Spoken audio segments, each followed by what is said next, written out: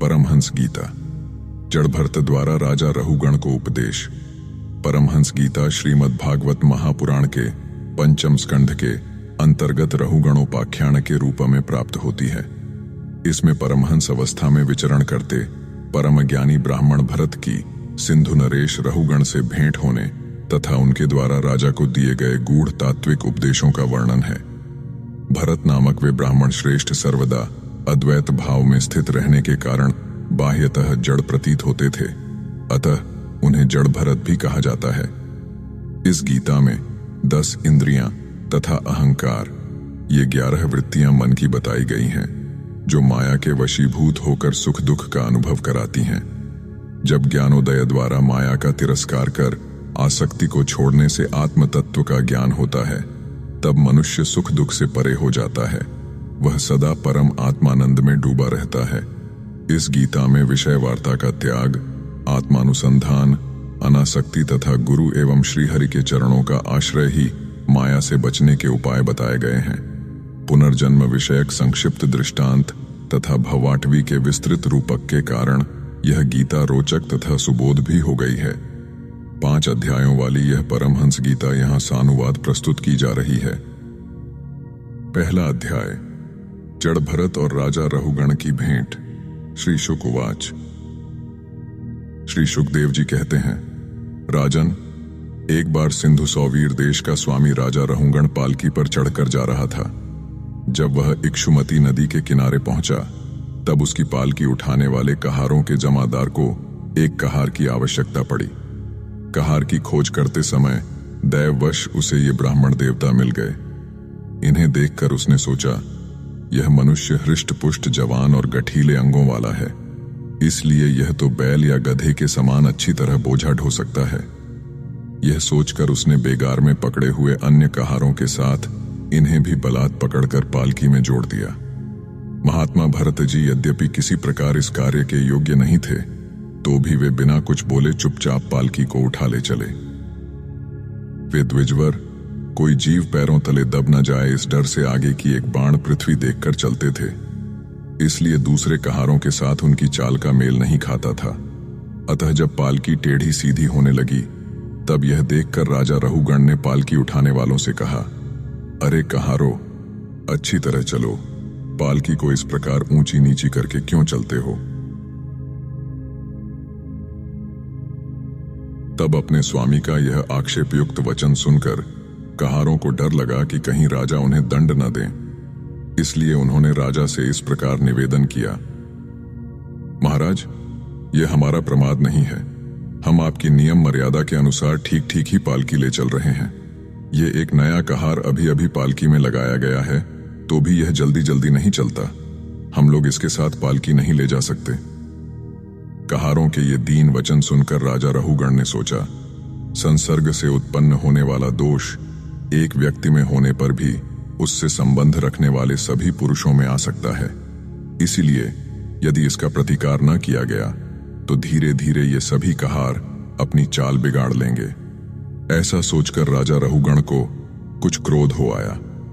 यद्यपि उसने महापुरुषों का सेवन किया था, तथापि क्षत्रिय स्वभाववश बलात् उसकी बुद्धि रजोगुण से व्याप्त हो गई और वह उन द्विज श्रेष्ठ से, जिनका ब्रह्म तेज भस्म से ढके हुए अग्नि के समान प्रकट नहीं था, इस प्रकार व्यंग्य भरे वचन कहने लगा, अरे भैया, बड़े दुख की बात है। अवश्य ही तुम बहुत थक गए हो। ज्ञात होता है तुम्हारे इन साथियों ने तुम्हें तनिक भी सहारा नहीं लगाया। इतनी दूर से तुम अकेले ही बड़ी देर से पालकी ढोते चले आ रहे हो। तुम्हारा शरीर भी तो विशेष मोटा ताजा और हट्टा कट्टा नहीं है, और मित्र बुढ़ापे ने अलग तुम्हें दबा रखा है। इस प्रकार बहुत ताना मारने पर भी वे पहले की ही भांति चुपचाप पालकी उठाए चलते रहे। उन्होंने इसका कुछ भी बुरा न माना, क्योंकि उनकी दृष्टि में तो पंचभूत, इंद्रिय और अंतःकरण का संघात, यह अपना अंतिम शरीर अविद्या का ही कार्य था। वह विविध अंगों से युक्त दिखाई देने पर भी वस्तुतः था ही नहीं, इसलिए उसमें उनका मैं मेरेपन का मिथ्या अध्यास सर्वथा निवृत्त हो गया था और वे ब्रह्म रूप हो गए थे। किंतु पालकी अब भी सीधी चाल से नहीं चल रही है। यह देखकर राजा रहुगण क्रोध से आग बबूला हो गया और कहने लगा, अरे यह क्या तू जीता ही मर गया है? तू मेरा निरादर करके मेरी आज्ञा का उल्लंघन कर रहा है। मालूम होता है तू सर्वथा प्रमादी है।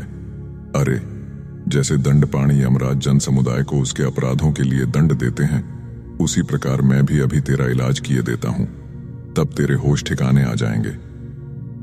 रहुगण को राजा होने का अभिमान था, इसलिए वह इसी प्रकार बहुत सी अनाप शनाप बातें बोल गया।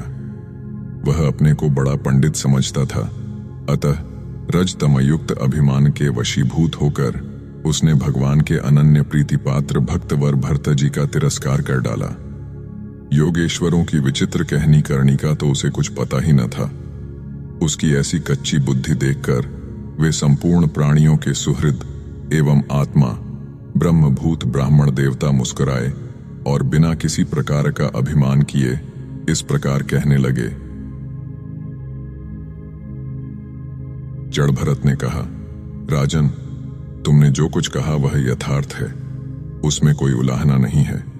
यदि भार नामक की कोई वस्तु है तो ढोने वाले के लिए है, यदि कोई मार्ग है तो वह चलने वाले के लिए है। मोटापन भी उसी का है। यह सब शरीर के लिए कहा जाता है, आत्मा के लिए नहीं। ज्ञानीजन ऐसी बात नहीं करते। स्थूलता, कृशता, आदि व्याधि, भूख, प्यास, भय, कलह, इच्छा, बुढ़ापा, निद्रा, प्रेम, क्रोध, अभिमान और शोक, ये सब धर्म देहाभिमान को लेकर उत्पन्न होने वाले जीव में रहते हैं। मुझ में इनका लेश भी नहीं है। राजन, तुमने जो जीने मरने की बात कही, सो जितने भी विकारी पदार्थ हैं उन सभी में नियमित रूप से ये दोनों बातें देखी जाती हैं, क्योंकि वे सभी आदि अंत वाले हैं। यशस्वी नरेश, जहां स्वामी सेवक भाव स्थिर हो, वहीं आज्ञा पालनादि का नियम भी लागू हो सकता है। तुम राजा हो और मैं प्रजा हूं, इस प्रकार की भेद बुद्धि के लिए मुझे व्यवहार के सिवा और कहीं तनिक भी अवकाश नहीं दिखाई देता। परमार्थ दृष्टि से देखा जाए तो किसे स्वामी कहें और किसे सेवक। फिर भी राजन, तुम्हें यदि स्वामित्व का अभिमान है तो कहो, मैं तुम्हारी क्या सेवा करूं? वीरवर, मैं मत्त, उन्मत्त और जड़ के समान अपनी ही स्थिति में रहता हूं। मेरा इलाज करके तुम्हें क्या हाथ लगेगा? यदि मैं वास्तव में जड़ और प्रमादी ही हूं, तो भी मुझे शिक्षा देना पिसे हुए को पीसने के समान व्यर्थ ही होगा। श्री सुखदेव जी कहते हैं, परीक्षित, मुनिवर जड़भरत यथार्थ तत्व का उपदेश करते हुए इतना उत्तर देकर मौन हो गए। उनका देहात्म बुद्धि का हेतुभूत अज्ञान निवृत्त हो चुका था, इसलिए वे परम शांत हो गए थे। अतः इतना कहकर भोग द्वारा प्रारब्ध क्षय करने के लिए वे फिर पहले के ही समान उस पालकी को कंधे पर लेकर चलने लगे। परीक्षित, सिंधु सौवीर नरेश रहुगण भी अपनी उत्तम श्रद्धा के कारण तत्व जिज्ञासा का पूरा अधिकारी था। जब उसने उन द्विज श्रेष्ठ के अनेकों योग ग्रंथों से समर्थित और हृदय की ग्रंथि का छेदन करने वाले ये वाक्य सुने, तब वह तत्काल पालकी से उतर पड़ा। उसका राजमद सर्वथा दूर हो गया और वह उनके चरणों में सिर रखकर अपना अपराध क्षमा कराते हुए इस प्रकार कहने लगा, देव, आपने द्विजों का चिन्ह यज्ञोपवीत धारण कर रखा है, बतलाइए, इस प्रकार प्रच्छन्न भाव से विचरने वाले आप कौन हैं? क्या आप दत्तात्रेय आदि अवधूतों में से कोई हैं? आप किसके पुत्र हैं? आपका कहां जन्म हुआ है और यहां कैसे आपका पदार्पण हुआ है? यदि आप हमारा कल्याण करने पधारे हैं तो क्या आप साक्षात सत्वमूर्ति भगवान कपिल जी ही तो नहीं हैं? मुझे इंद्र के वज्र का कोई डर नहीं है, न मैं महादेव जी के त्रिशूल से डरता हूं और न यमराज के दंड से। मुझे अग्नि, सूर्य, चंद्र, वायु और कुबेर के अस्त्र शस्त्रों का भी कोई भय नहीं है, परंतु मैं ब्राह्मण कुल के अपमान से बहुत ही डरता हूं। अतः कृपया बतलाइए, इस प्रकार अपने विज्ञान और शक्ति को छिपाकर मूर्खों की भांति विचरने वाले आप कौन हैं? विषयों से तो आप सर्वथा अनासक्त जान पड़ते हैं। मुझे आपकी कोई थाह नहीं मिल रही है। हे साधो, आपके योग युक्त वाक्यों की बुद्धि द्वारा आलोचना करने पर भी मेरा संदेह दूर नहीं होता। मैं आत्मज्ञानी मुनियों के परम गुरु और साक्षात श्री हरि की ज्ञान शक्ति के अवतार योगेश्वर भगवान कपिल से यह पूछने के लिए जा रहा था कि इस लोक में एकमात्र शरण लेने योग्य कौन है। क्या आप वे कपिल मुनि ही हैं जो लोगों की दशा देखने के लिए इस प्रकार अपना रूप छिपाकर विचर रहे हैं? भला घर में आसक्त रहने वाला विवेकहीन पुरुष योगेश्वरों की गति कैसे जान सकता है? मैंने युद्धादि कर्मों में अपने को श्रम होते देखा है, इसलिए मेरा अनुमान है कि बोझा ढोने और मार्ग में चलने से आपको भी अवश्य ही होता होगा। मुझे तो व्यवहार मार्ग भी सत्य ही जान पड़ता है, क्योंकि मिथ्या घड़े से जल लाना आदि कार्य नहीं होता। देहादि के धर्मों का आत्मा पर कोई प्रभाव ही नहीं होता, ऐसी बात भी नहीं है। चूल्हे पर रखी हुई बटलोई जब अग्नि से तपने लगती है तब उसका जल भी खौलने लगता है और फिर उस जल से चावल का भीतरी भाग भी पक जाता है। इसी प्रकार अपनी उपाधि के धर्मों का अनुवर्तन करने के कारण देह, इंद्रिय, प्राण और मन की सन्निधि से आत्मा को भी उनके धर्म श्रमादि का अनुभव होता ही है। आपने जो दंडादि की व्यर्थता बताई, सो राजा तो प्रजा का शासन और पालन करने के लिए नियुक्त किया हुआ उसका दास ही है। उसका उन्मत्तादि को दंड देना पिसे हुए को पीसने के समान व्यर्थ नहीं हो सकता, क्योंकि अपने धर्म का आचरण करना भगवान की सेवा ही है। उसे करने वाला व्यक्ति अपनी संपूर्ण पाप राशि को नष्ट कर देता है। तीन बंधो, राजत्व के अभिमान से उन्मत्त होकर मैंने आप जैसे परम साधु की अवज्ञा की है। अब आप ऐसी कृपा दृष्टि कीजिए जिससे इस साधु अवज्ञा रूप अपराध से मैं मुक्त हो जाऊं।